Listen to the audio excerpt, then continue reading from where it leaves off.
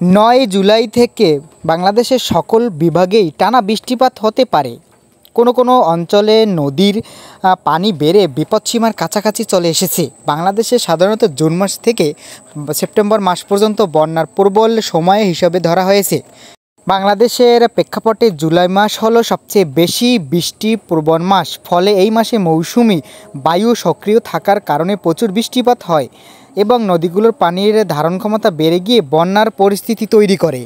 গত বছর ওই সময়ের মাঝেই অর্থাৎ আগস্টের নজিরবিহীন বন্যা হয়েছিল বাংলাদেশের। তখন দেশের বিভিন্ন জেলার কয়েক লাখ মানুষ ক্ষতিগ্রস্ত হয় এবং প্রাণহানিও হয়েছে। তাদের প্রচুর পরিমাণে ক্ষতিও হয়েছিল।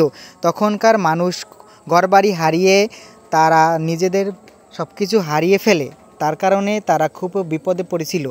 এখনকার দিনে তারা মোটামুটি এখন ভালো পর্যায়ে আছে, কিন্তু সামনে বড় বন্যা আসতে পারে আগামী কয়েক দিনের ভিতরেই। তো আপনারা খুবই সতর্ক থাকবেন।